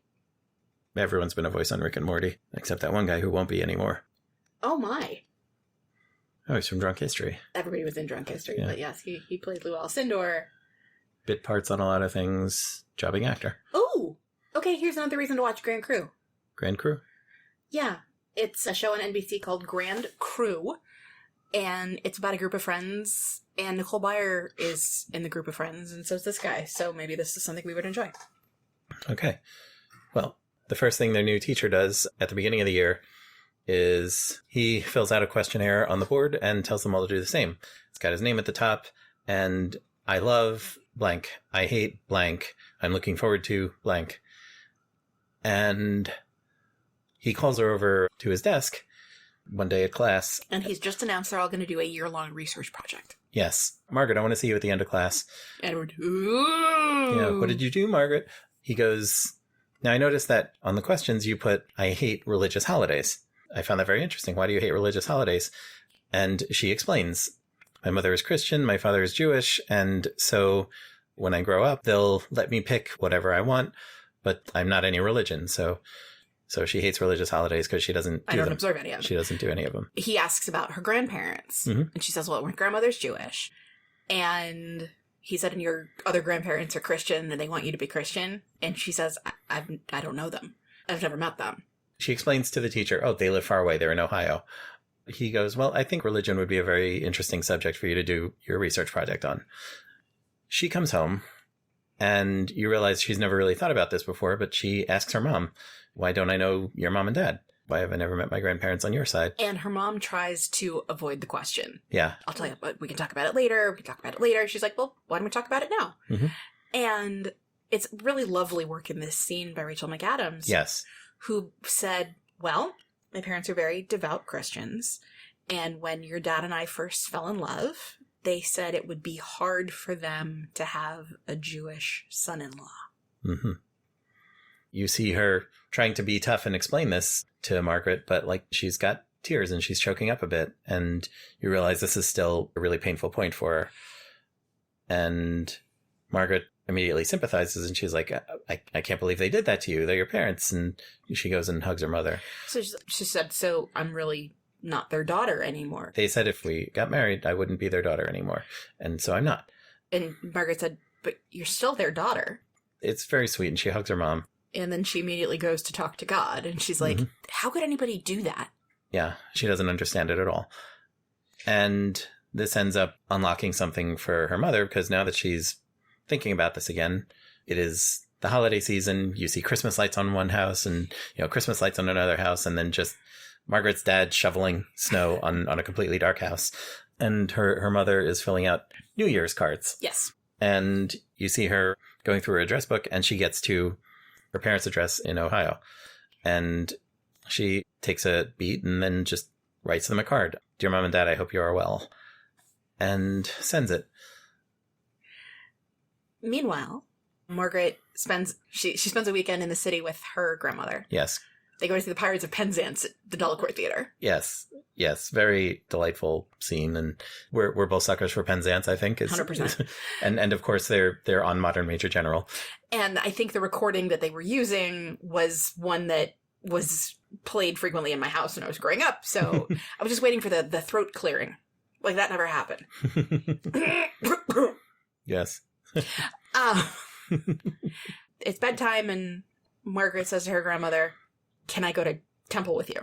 Yes, and Sylvia is immediately overjoyed, and they were getting ready to go to sleep and everything, but she hops out of bed and she's like, oh, you can go with me tomorrow. I gotta find something to wear and this and that. So she's thrilled with it. And so the next day they go to temple. I will tell you that of everything in this movie, everything in this movie that was so sensitively and beautifully handled, they could have fucked this up worse, but I'm not quite sure how. Okay, well, let me tell you what I saw, and then you can tell me what's fucked up. Go for it. All right. She goes to temple, and she's got Margaret on her arm, and she's going to everyone, Shabbat Shalom. It's my granddaughter. My granddaughter's here. Shabbat Shalom, my granddaughter. And they find a seat, and the rabbi comes up, and she's like, oh, he's the best in the city. In and out in 2 hours. And Shabbat Shalom, Shabbat Shalom. And she says, as an aside to Margaret, Shabbat Shalom, it's hello, it's goodbye, it's blessings, good luck, it's a bunch of other things. They're going, and Margaret's all ready for something to happen. And then there's just Hebrew and trope going and everything, and this quick dot montage. And Margaret's kind of not feeling it. And I was just sitting there thinking, everything you're doing is bad. I want you to know this. Okay, so let's have your take now. Okay. They got there. Great. They sat down. Good. Yes. Then it all went to hell. So they pull out Sidurim. And Margaret pulls hers out to open it in English. Oh, yeah. As one does. To open it out as though it's a left to right book. Her grandmother just flips it over for her. Yes. I saw, though, when she opened the back, I saw what was back there, and I'm like, oh my god. Because the Sidur that she pulls out is Sidur Lev Shalem, which is published by the Rabbinical Assembly in 2015. Okay, explain in English now. So there's a conservative prayer book that was published in this century, so that's just anachronistic and wrong. So the prayer books they pulled out are modern prayer books that they weren't using modern in 1970. Prayer books. Yes. So the prayer book was wrong, first of all. So that just rubbed me wrong from the beginning. Then there was a female cantor on the bima, which you wouldn't have seen in 1970. Certainly not at a congregation that Sylvia Simon would have gone to. What were they trying to portray, you think? Like a conservative reform? Saying 2 hours in and out. I'm assuming that was a reform congregation. Can't say for sure. But everybody was wearing kippot. Yes. And everybody was wearing talitot. Which is more of a conservative thing. Absolutely. So I have no idea what they were trying to do. But regardless, there would not have been a woman cantor. There just would not. Okay. Even in the reform movement, they were not ordaining women yet. Not in 1970. Not in 1970. Okay. There were women taking aliyot. You might not have seen that at the time. I can't imagine seeing that. I just don't think that was correct. Taking aliyot means going up and take a blessing over the Torah reading. Also, The word shalom means hello and goodbye and peace and all of those good things. And Shabbat shalom does not. No, it's Sabbath greetings. Right. Yeah. Sabbath salutations, Yes. if you will. So, yes, it bothers me that with all the sensitivity to the plot and the book and the characters and all of it, and then the Jewish part, I was just like, yeah, whatever. Legit. Oh my God, I was so frustrated. And I don't know if you could tell. Oh yeah, because I spoke up a couple of times. You it was did. a 3-minute scene and I was just cranky for all of it. No, I did hear you point out the wrong Sidor and one or two other things. But it gets the point across for somebody who doesn't know what's going on. It's one of those things like when a real lawyer watches a court show and is quietly seething because that's not how that works. That's not how that works. Exactly. I mean, it's like anything else. It's never how it really works. But they very, very broad strokes got across what was going on. She went to temple with her grandmother. She liked the singing, but it wasn't what she was looking for. Yes.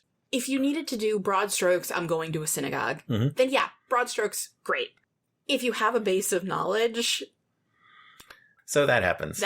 So she's gone to temple with her grandmother, and she comes home, and her mom is flipping out. I can't believe your grandmother took you to temple without asking us. Yeah, and she goes, it was my idea, but you said I could pick whichever I wanted when I'm grown up, and I'm 12. That's almost grown up. And her mother is like, hell no. But if she were growing up Jewish, she'd be preparing for a bat mitzvah. And from a practical standpoint, if you were going to raise a kid to choose their own faith when they were mature enough, you would still be letting them learn about each one so they could make that choice. I would think. So they could go in a little informed. Right. But her mom was very comfortable having her raised with no religion whatsoever. And so she's not sure how to deal with this. And Margaret goes off, and her father is like, maybe this will be good for her because you know what stopped me going to temple? Going to temple. Everything's in a language I didn't know. And he was over it. So he's like, let her go and let her get it out of her system, and she'll eventually just lose interest. So throughout the movie, she goes to services with Janie's family. Yes, who goes to what's very much known as a black church. Absolutely. With the singing and the clapping and everything. Through the whole movie, she's talking to God, continuing that. And she's like, I don't know if I'm interested in being Christian, but I know I'm in a great mood after that.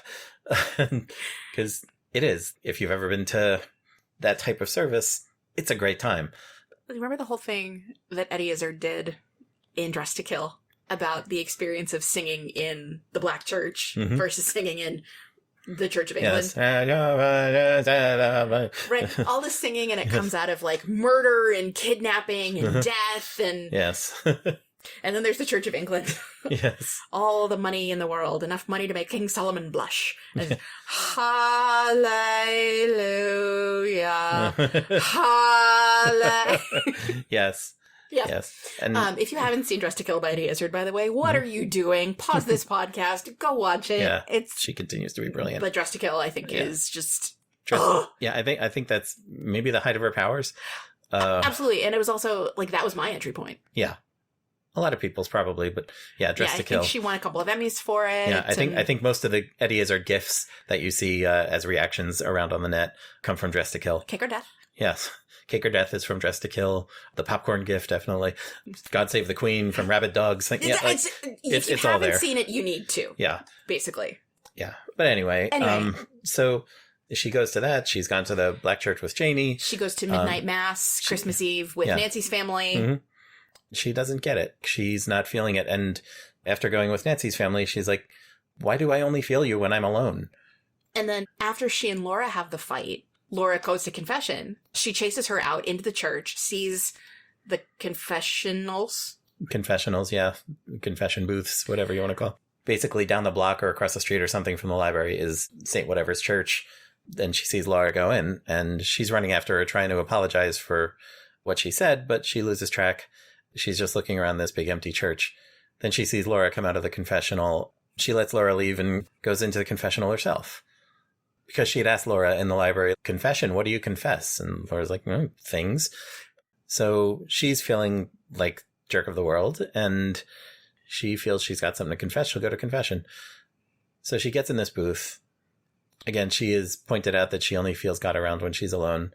And so she's wondering how this all works. And then the partition in the confessional, which is this sort of sliding door that's behind some grill work.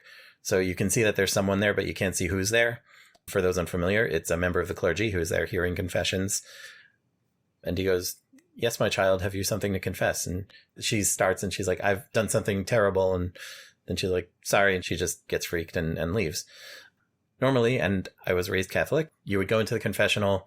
The clergy person who's in there, you ostensibly don't know who it is, but if it's the church you go to, it's one of the clergy that you always see there. So you know who it is, but you don't, quote, know who it is.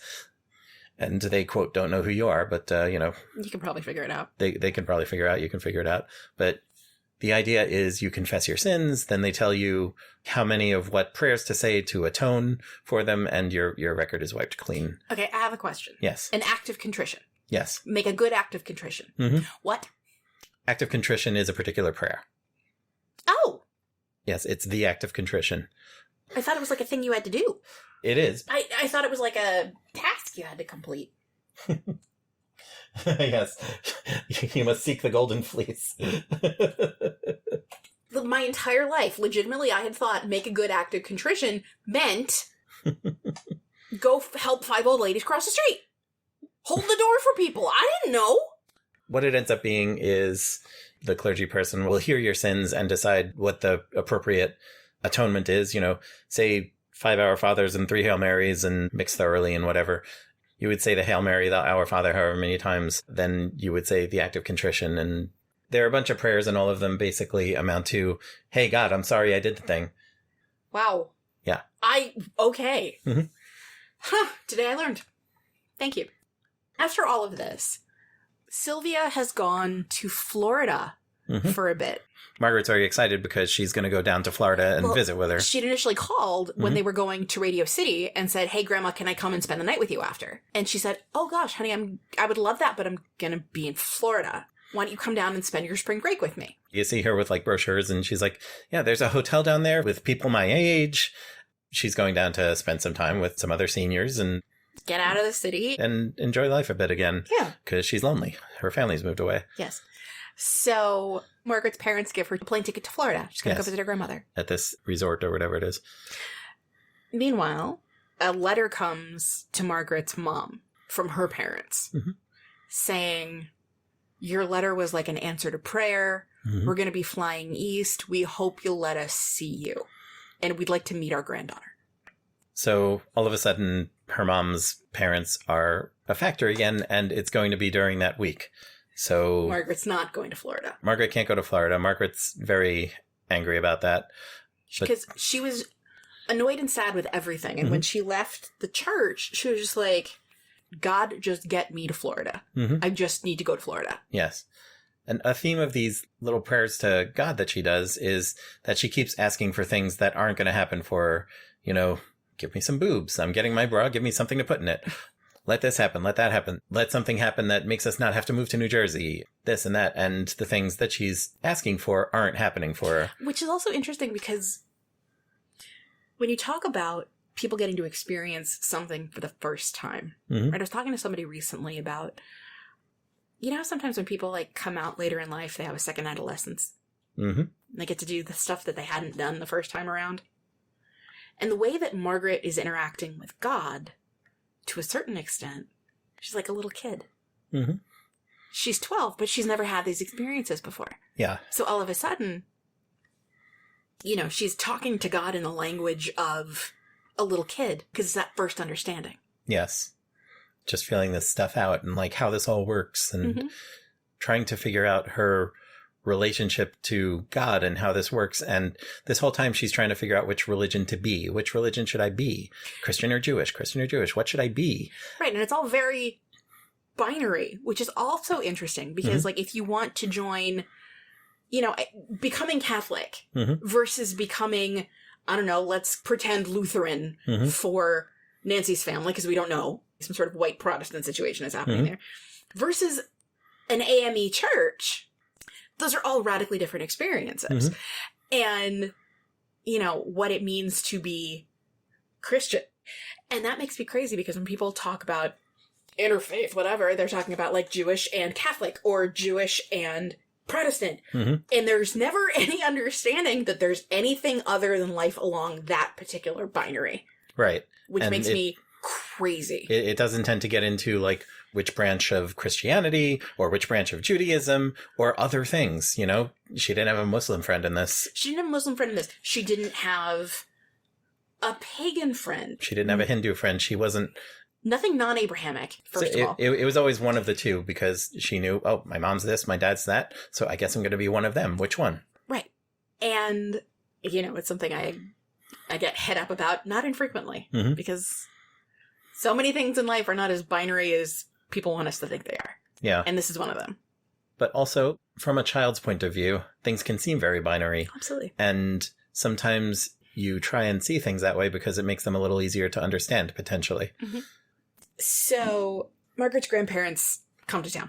Margaret's mother's parents come to town, and they've set it all up. Her mom's making a special pot roast dinner. There's an ongoing joke that her mother doesn't know how to cook, and she's Yeah. cooking out of these, like, 70s cookbooks. Yeah. So, you know, at the beginning, she makes herb roasted chicken with vegetables. Yes. And just everything is completely charred. And then she lays one little sad sprig of parsley on Yes. top of the chicken, and it's done. Yeah, but you see her get slightly better over the course of the movie cooking things. And so for this dinner, you see her looking at this 70s ass cookbook and smearing cream of something soup all It's over this pot roast. Easy pot roast. Yeah. 1 chuck roast. 1 can of cream of mushroom soup. Yeah, you see her coating this roast in this gray soup. So Barbara's parents have arrived. They pick them up at the airport, and she says to Margaret, "They may hug you. I don't know." But also Margaret's pissed. She's very angry. She wanted to go to Florida to see Sylvia. So she's seething, and her mother's telling her, can you at least pretend to be happy? Or at least if you can't be happy, could you at least not look so unhappy? Yeah. So they get there, and, you know, everybody's very nice. Yeah. And in the book, I remember her grandmother is wearing, like, a huge cross necklace. I don't remember that being in evidence in the movie. No, I didn't notice it. They get in the car. They go out to wherever we are in New Jersey. I don't even know what airport they were at. And at one point, her mom is getting dinner ready, and her dad is like, "I used up all my small talk in the car. Do they watch sports? I don't know." Yeah, and Barbara's just like shrugging. She's like, I don't know them either really now. It's been however many years. 14 years. 14 years. So she's like, wait, they liked game shows. They always watched game shows. And he's like, okay, game shows, got it. And he was reacting to this whole thing with a lot of trepidation because he remembered what it was like when they basically disowned her for being with him. And he's like, do you really want to reopen this wound? Do you want to go through all this again? And she's like, well, they're my parents. They're still my parents. They're my only parents. And she wants to try. And so he's going through with it to support her. You get the sense they were basically anti-Semitic to him last time around. Yeah. But so they meet up at the airport. He's waiting by the car, by the trunk to get everyone's bags in. And Barbara's like, you remember Herb? And this time they are shaking his hand and, you know, being pleasant. As polite as they can be. So they get back to the house, and Margaret shows them up to their room, and Barbara's making this terrifying looking pot roast situation. And then the doorbell rings, and it's Sylvia. With her new boyfriend. Mr. Binneman rhymes with cinnamon. This guy that you saw her with earlier at the resort. Yes. In the book, they refer a lot to the phrase, Muhammad can't come to the mountain will come to Muhammad. Yes. Obviously, we're not doing that as much anymore. Yes. So all the grandparents are there, and all of a sudden you see this wide shot of the table, and there are 7 people around this table. Both grandmas are there, and grandpa and their grandma's boyfriend. And more Spinman rhymes with cinnamon.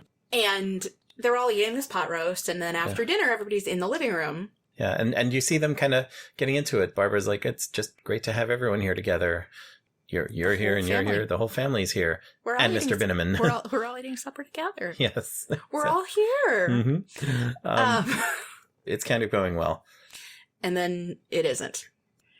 Grandpa Hutchins asks Margaret if she goes to Sunday school. And Margaret says, no.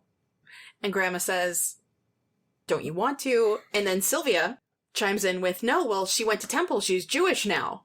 Then, like, dishes clatter and everything. And it turns into this whole thing, and everybody's yelling. Yeah, Sylvia insists, oh, she's Jewish now. And they're like, well, if she wants to be baptized, she has the right to be. And so they're all having this argument now, and it's escalating, and Margaret's just... And it turns into an argument about and around Margaret, but she's not in it. Not entirely dissimilar to the ending of Citizen Ruth. Right.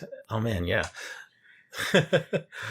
When you forget that the object of this argument is, in fact, a human An being. actual person. Yeah, right there. Yeah. And so she finally just screams for everybody to stop it. I'm not anything. I don't even believe in God. Yeah, she runs off. And then you don't hear her talk to God for a while. No, you don't.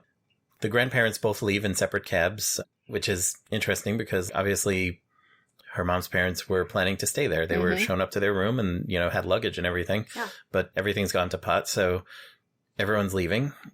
Barbara's parents are like, we'll call you. And they get in their cab, and Sylvia gets in her cab with Mr. Binneman. And so it's all over, and it went poorly. Yeah, and we don't know what comes of it. No, we don't. That's just that. Mm-hmm. And then Margaret writes her final report for school, and she's like, all I can see is that it just makes people mad. Religion makes people mad, and I don't need it. Yeah. It's something to the effect of, what if there isn't a God? What if it's just me? Yeah. You see the teacher read this and get kind of devastated, but Margaret had handed the thing in and then goes off into the bathroom to cry. Yeah.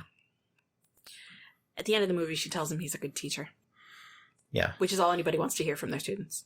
Yeah, so that's where things stay with the religion thread until, as we described earlier, at the end of the movie, she's getting ready to go off to camp again. They've packed her luggage, and she goes to the bathroom and then looks down and she calls her mom. Okay, I'm sorry. Do we not look when we wipe? If Margaret had flushed without looking, she wouldn't have known. She wouldn't have known, and then she would have bled all over her pants. Well, so she has gotten her period. She's gotten her period. She tells her mom, and her mom's like, "Oh, well, you're a woman." She's laughing. "I'm a woman," and then they both cry. They're laughing. They're crying. It's lovely. Her mom's like, "Oh wait, I got you stuff." Yes. And she pulls one out. She's like, "This is how it works." And Margaret's like, "I've been practicing for the last 2 months in my room." Mm-hmm. Yeah, her mom was like, "I was going to sneak these into your camp luggage just in case." Yeah, so her mom goes off, and Margaret knows what to do, and she's like, "Thanks, God." It's cute. The end. That's the end. Tangential to that, though, mm-hmm. I was a counselor 4 summers in a row for girls who were rising 7th graders. Mm-hmm. And finally, one summer, my co-counselor and I just walked out in the middle of the room, and we're like, "All right, ladies, a brief demonstration." This is a pad. This is a tampon. They do similar but different things. We have a supply of them for you if you need them. Let us know if you have any questions. Very important. Yeah. So, are you glad you put this into your eyeballs? I am so glad I saw this movie. Because, as I said, even though I guess as cis male people go, I consider myself pretty enlightened as far as this stuff goes. But that's totally an experience from the outside looking in. And this really communicates what it's like for someone going through that, which is not an experience that I could have had.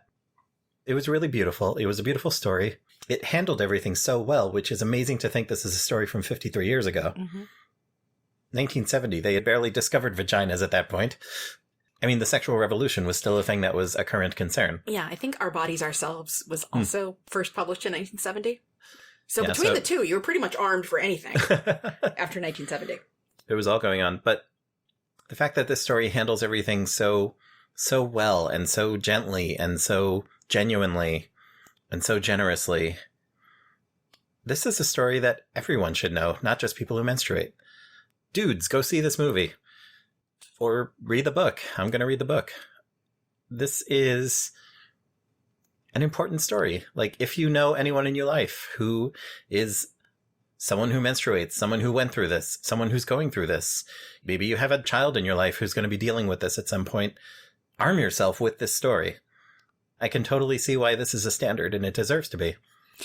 Okay, so I'm gonna call you out a little bit, because this movie was coming out, and I said, I really want to go see it. Do you want to go see it? And you said, I don't think so. Well, I mean, what I was saying was, like, it's not something that I want to see. I didn't know what it was. I knew the title. That was it. I know. So, thank you for coming with me on this one. I am so glad I saw it. And I am so glad you brought me. And I am so glad I saw it with you. Not only for the menstruation stuff, but the religious stuff. And not just for its parallels to like our own story, although our families were totally cool. I credit where it's due. Absolutely. If you listen back to our episode about keeping the faith, we go way into all of this if you'd like to know more about our own story. Mm-hmm. This was a fun watch for someone who is me. I think it could be a really enlightening watch for others too. And the fact that it ends without her picking one religion or the other, if any, I don't think you need to be a person of faith to appreciate that whole journey and that whole end of the story. Yeah, there's not a neat resolution of any of it. No, it's just there's that stage in her life. Mm-hmm. And it's really effectively communicated. It's a lovely story. It's wonderfully presented and performed. And this is a great movie. And we would be remiss if we did not mention, even for a second, the music. The music. Oh my God, the needle drops in this thing. Yeah. You know, if a movie takes place in the past, they're going to use music of the time to illustrate it. But this one was so good at it. And there's one fantastic moment where the music playing is signed, sealed, delivered, I'm yours. And then it hasn't even been filled in yet. Yeah, the soundtracks on IMDb haven't even been filled in, so I can't go into too much detail, but you hear signed, sealed, delivered, I'm yours playing, and then you see all the Simons in various rooms in their house, and Dad is standing in front of the record player doing the most awkward white guy dancing you've ever seen. It's brilliant. It's fun to remember because, you know, I grew up in the 1980s, but there were still all these things that you don't see anymore. Not just like every family having a typewriter in a prominent place because it was something you used. But the conversations on the phone where there's one phone and it's attached to the wall and like everyone has to pass it back and forth between each other. And Dad's at the record player, listening to a record, holding the next record he wants to listen to in his hands because that's how you had to do it. The portrayal of the time is great. The hair and fashions and makeup and stuff are well communicated without being like over the top parody type things. Like this isn't The Wedding Singer doing the 80s where everything's just like turned up to 11. This is a good depiction of the era. And seeing the progression of the 60s and the suburbs and the 60s and the city and, you know, the difference in the look between the two moms and the brilliant moment at the end where Margaret's mom has gone back to teach an adult art class. She's like teaching an art class in like an art shop or something. And then Nancy's mom sees her and she's like, oh, we're starting to set up committees at the junior high and I have some you'd be great for. And she's like, oh, it's so nice of you to think of me and I'd love to, but I just don't want to. Yeah. And that's great. We didn't go into it, but like there was this whole thread through the movie where her mom, in her search for something to do with herself, now that she's a stay-at-home mom, she volunteered for like all the committees at the PTA meeting, but then ends up doing all this shit work, like cutting out stars out of felt that they need. 5,000 stars. Yeah, that they need. They're going to paint the gym ceiling black and then make the night sky out of stars. And she's having the worst time cutting them all out, and she ends up delivering her massive box of stars, giving them to Nancy's mom, who's like, oh, and this other mom, her stars are looking a little lopsided. Can you do her allotment too? And she had wanted to paint something, but she couldn't get started without an interruption. And then she's got another load of the same shit work to do. And then the whole project can't go forward because it's a fire hazard to put 10,000 felt stars on the ceiling of the gym. Yes. Ask first. Planning is good. So at the end, it's a real hell yeah moment when she's like, thanks for thinking of me, but I just don't want to. And then she goes back into the car and she's all happy. And there's also this whole through line of they don't have furniture because her mom can't decide what she wants for the furniture. Oh, yeah. So Dad brings in the folding lawn chair. If you were alive in this era, you remember these lawn furniture pieces that were basically metal tubes with these horrible scratchy plastic bands in a crisscross pattern across them. And they folded and they were noisy and clanky and everything. And he brings one in and he's like, oh, this is all the furniture I need. And he puts the feet up and sets it up as a chaise lounge. That sofa doesn't do this. She's trying to decide on furniture and she never manages to, until at the end when they end up with this very 70s ass looking beige and red and black stripe set. Because she can't have her parents over without furniture. Right. When her parents come to like, oh, okay, this has to happen. So yeah, and like her mom was like, do I want something modern? I don't know.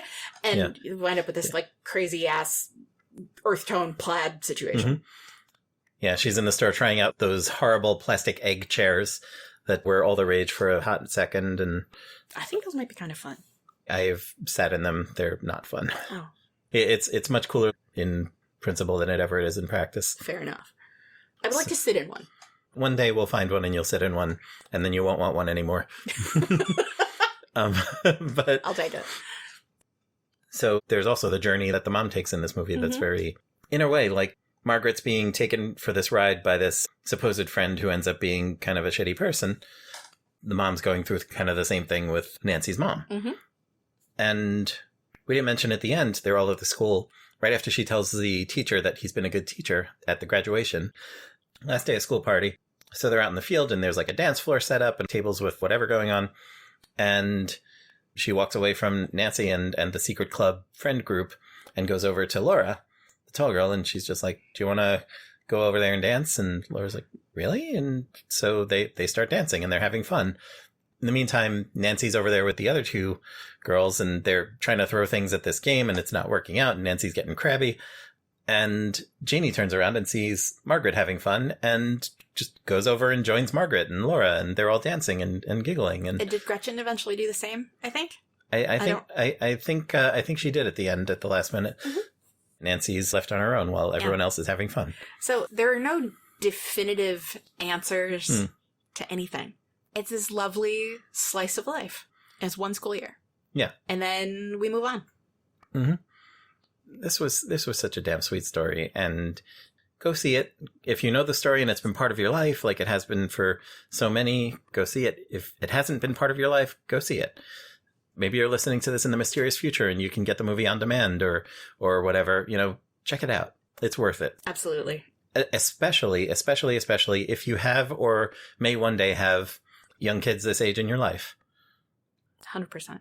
If you grew up with it, if you didn't grow up with it, if you are part of an interfaith family or if you're not, yes. If you are a person who had their first period or you're not, if you went to elementary school, if you moved, basically this, if you were ever the new kid, which I was so many times. And I think because the attention tends to be focused on periods and bras, and we must increase our bust. The universality of it kind of gets ignored. Yeah. It's universal. Yeah, I could see that. It's a universal picture, although, what is it, Lionsgate? But it's just lovely, and I think both Firefly's Way Up. Absolutely. We enjoyed this.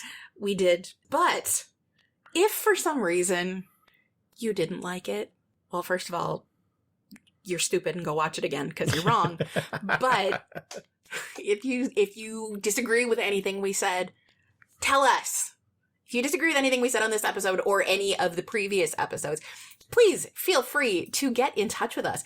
You can always visit our website at modern.technology. And as a reminder, that is modern.technology. Technology is the top level domain. You can also email us at watches@modern.technology. You can tie a note to the leg of a carrier pigeon if that's the kind of thing you're into. You can call us on the telephone at United States telephone number 1-929-399-8414. And while we won't pick up the phone if you call that number, you can leave us a voicemail and tell us any number of things. We'll be happy to hear from you. We used to tweet. There's not a lot of tweeting going on anymore. You may have noticed that site is kind of taking a turn, and so I don't think we're going to be paying as much attention to it. But you can always go to modern.technology/contact. There is a box on there if you want to fill it out and send us an email. There are also links to any and all social media we may have now or in future, and you can contact us via any of them. You can also find Gila and I on Mastodon on our individual accounts, linked to from modern.technology. Absolutely. And any way you choose to get in touch with us, we would love to hear it. And we are just grateful that you keep taking this ride with us. We would also like to put out there that we did have an interaction with a cast member from a previous episode. We did. We met John Delancey. And he was underwhelmed with us. Yes. John Delancey, who had a part in the movie we talked about in episode 108 of this program, which was Without Warning. And spoiler for that episode if you haven't listened to it yet, but we're both pretty obsessed with that picture. Oh my God. It's a TV movie. It's delightful. Check it out. Episode 108, Without Warning. We went to another event that John Delancey was at, and there was a little meet and greet moment afterward.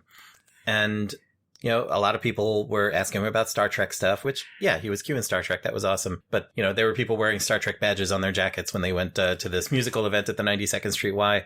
And it was our turn, and we didn't have anything for him to sign or anything like that. I just wanted to say thank you for this event. And also, thank you for your work on an obscure thing that you probably don't remember doing that we're pretty obsessed with, which was a TV movie called Without Warning. And he just gave me sort of a look and said, I don't remember doing that. Yeah. So in case anybody is keeping track, we have now broken 2 cast members of Without Warning by asking about it. And if you were in Without Warning and you are still alive, we're going to find you and break you too. Have you told the story about No, I have not. So, okay. I am definitely an aficionado of the website Cameo, where you can contact various personalities and for a fee, they will make a video for your person. Some of them also do business stuff, but you can get somebody. Rob got me a cameo from Carson Kressley for our first anniversary. Yes, from Carson Kressley from Queer Eye for the Straight Guy, but more importantly in this household from RuPaul's Drag Race. Yes. And I got Rob a cameo for our anniversary a year after that from Colin Baker. Colin Baker, my Doctor Who. So you kind of see where we're going with this. And I found a man named Dwyer Brown.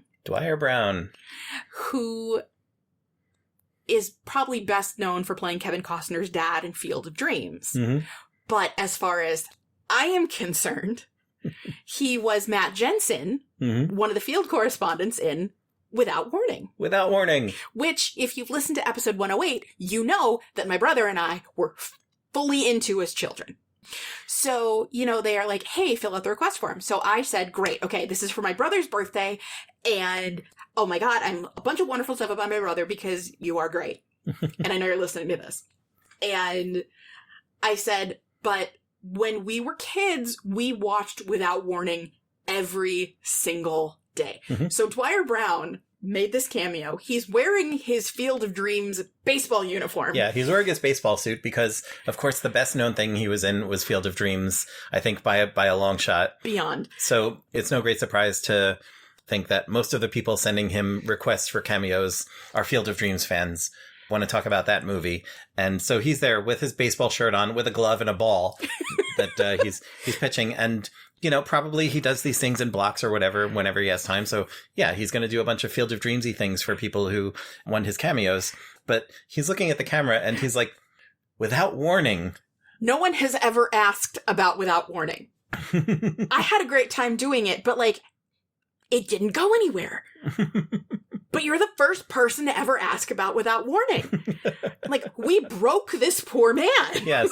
He's in his baseball suit and doing, what's that thing where you're just pounding the baseball into the glove, just as an idle gesture. And he's doing that through the whole movie because, of course, he's doing this for fans of the baseball movie, but he's talking about our goofy-ass sci-fi movie obsession and that he totally wasn't prepared for. And he's there in his baseball suit, and it was just delightful to watch. And he, reverted to the Field of Dreams ending because that's how he ended all of them. Yeah, he ends his cameos with, the Field of Dreams quote. Want to have a catch? Yes. I'd like that.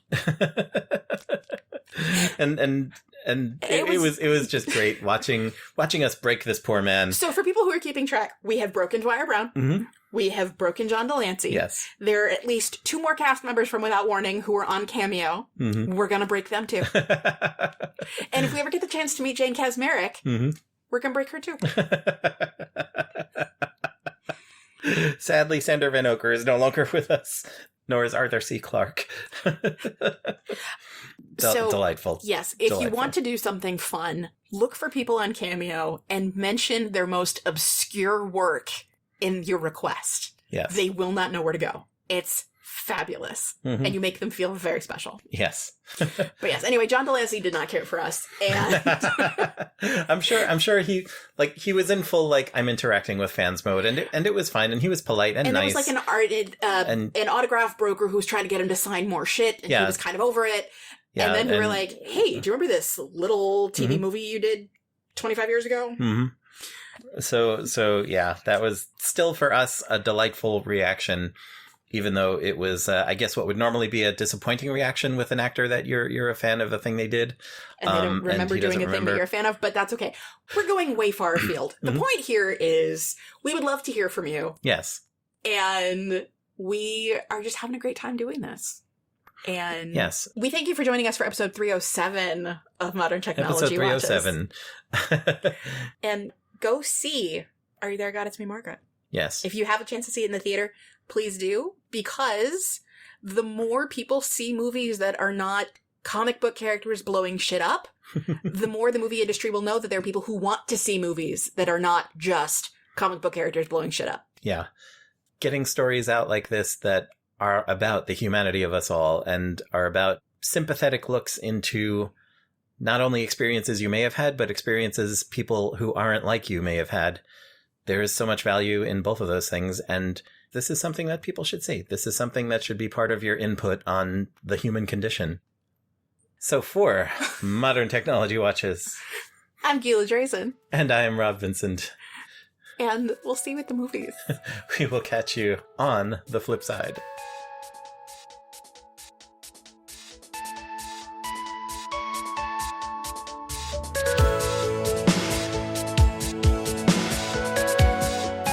You've been listening to episode 307 of Modern Technology Watches with Gila Drazen and Rob Vincent. Go to modern.technology on the web for more info on this show, our other work, and our social media confessionals. Our music is The Promise by Torley Wong, released Creative Commons Attribution Share Alike 3.0. Find more from Torley at torley.com. Thank you, Torley. Content from wikipedia.org is used under Creative Commons Attribution Share Alike 3.0. This podcast is released under Creative Commons Attribution Share Alike 4.0 and is a production of Joyful Firefly, LLC. Email us at watches@modern.technology. And if you like us, tell somebody.